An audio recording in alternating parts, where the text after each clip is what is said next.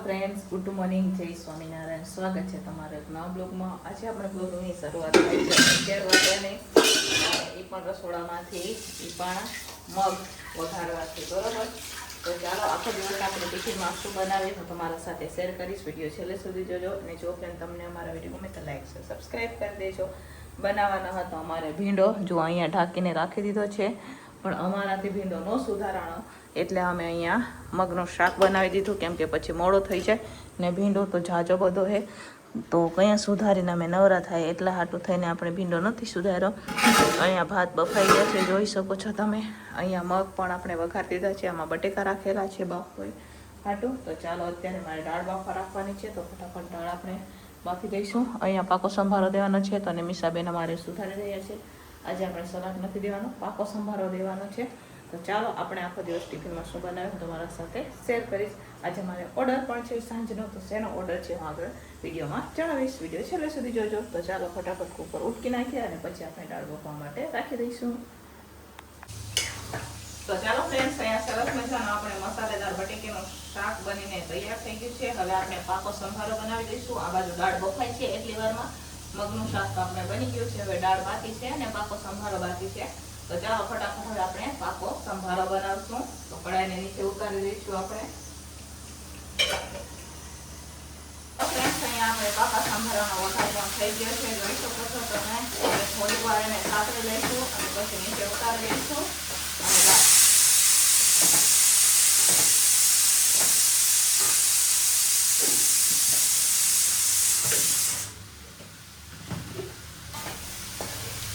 દાળ બફાઈ જાય એટલે આપણે દાળનો વઘાર કરવાનો છે, તો થોડીક વાર આપણે હલાવશું, જેથી મસ્ત મજાનો પાકો સંભારો બનીને આપણે તૈયાર થઈ જશે, બરાબર.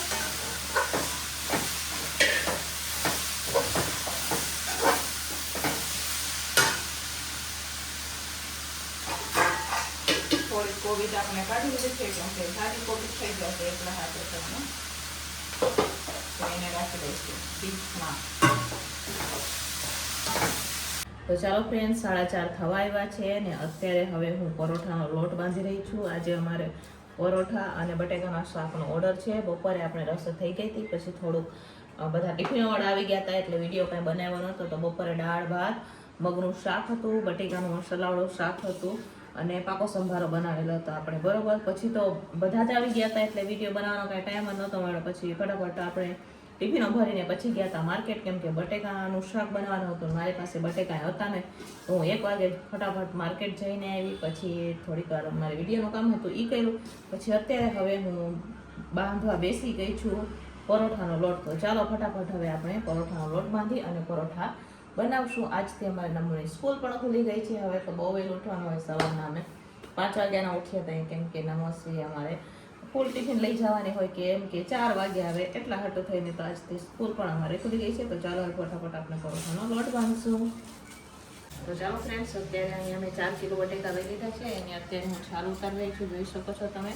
આપણે 15 માણસોના બટેકાનું શાક અને પરોઠાનો ઓર્ડર છે. જાજા માણસોનો નથી, 15 જ છે. તો આપણે બટેકાનું શાક અને પરોઠા દેવાના છે.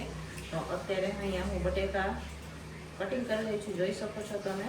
તો ચાલો ફટાફટ હવે આપણે બટેકાનું કટિંગ કરી અને આપણે બાફી લઈશું બટેકાને, અને પછી ટમેટાની ગ્રેવી કરી અને પછી મસ્ત મજાનો આપણે રસાવાળું શાક બનાવશું, બરાબર. તળીવાળું શાક, તરીવાળું કહેવાય ને, એ સરસ મજાનું આપણે બટેકાનું શાક બનાવવાનું છે.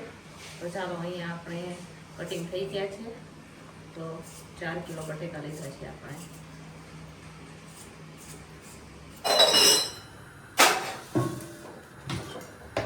તો ચાલો અહીંયા કુકર રાખી દીધું છે. કુકરમાં હવે આપણે તેલ નાખશું અને પછી આપણે એમાં રાઈ નાખી અને સરસ મજાનો એકવાર વઘાર કરી દઈશું. અને પછી આપણે ટમેટાની ગ્રેવીનો વઘાર કરીને મસ્ત મજાનું તરીવાળું આપણે શાક બનાવશું.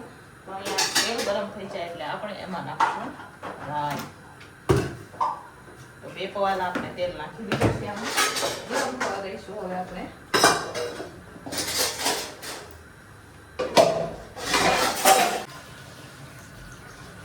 ચાલો ફ્રેન્ડ્સ, અહીંયા હવે બટેકાના શાકનો વઘાર થઈ ગયો છે. હવે આપણે બફાવા દેવાનું શાકને. તો અહીંયા હવે ગેસ ઢાંકણ કરી દીધું છે બંધ. હવે 3 વિસલ આપણે. તો ચાલો ફ્રેન્ડ્સ, અહીંયા પરોઠા બનાવવાનો આપણે શરૂઆત થઈ ગઈ છે. જોઈ શકો છો તમે, આપણે ત્રિકોણ પરોઠા બનાવવાના છે. તો અહીંયા ત્રિકોણ પરોઠા અત્યારે બની રહ્યા છે. અહીંયા શેકાઈ પણ રહ્યા છે અને આ બાજુ બની પણ રહ્યા છે. જોઈ શકો છો તમે. તો ચાલો ફટાફટ હવે આપણે પહેલાં તો ત્રિકોણ પરોઠા બનાવી દઈશું અને પછી આપણે શાકનો વઘાર કરવાનો છે. ટાઈમ હશે તો અમારે જનરલ ટિફિનમાં પણ આજે પરોઠા ને બટેકાનું શાક જ આપી દઈશું. તો અહીંયા અત્યારે આપણે પરોઠા બનાવી રહ્યા છે. જોઈ શકો છો તમે. તો ચાલો ફટાફટ હવે આપણે પરોઠા બનાવશું. તો ચાલો ફ્રેન્ડ્સ, ફાઇનલી હવે ઓર્ડરના અને જનરલ પરોઠા બનીને તૈયાર થઈ ગયા છે. તો આ છે ઓર્ડરના પરોઠા, તમે જોઈ શકો છો. અહીંયા ઓર્ડરના પરોઠા પણ બની ગયા છે. આ 30 પરોઠા છે અને અહીંયા અમારે જનરલ પરોઠા પણ બનીને તૈયાર થઈ ગયા છે. તો જનરલમાં આપણે ગોલ પરોઠા બનાવેલા છે. તો જનરલમાં આપણે ગોલ પરોઠા બનાવેલા છે અને ઓર્ડરમાં અમે ત્રિકોણ પરોઠા બનાવેલા છે. જોઈ શકો છો તમે. તો ચાલો હવે પરોઠા તો બની ગયા છે. તો હવે ફટાફટ આપણે બટેકાનું શાકનો વઘાર કરી લઈશું. બટેકાનું શાક બફાઈ ગયું છે તો એનો વઘાર કરશું આપણે. તો ચાલો ફટાફટ બટેકાનું શાક બનાવીએ મસ્ત મજાનું. તો ચાલો ફ્રેન્ડ્સ, અહીંયા હવે અત્યારે આપણે બનાવી રહ્યા છીએ મસ્ત મજાનું બટેકાનું શાક. તો અહીંયા બટેકા બફાઈ ગયા છે. અહીંયા આપણે જોઈ શકો છો શાક હાટું વઘાર પણ આપણે મૂકી દીધો છે. ટમેટાની ગ્રેવી પણ અહીંયા થઈ ગઈ છે. તો ચાલો ફટાફટ હવે આપણે શાકનો વઘાર કરીશું.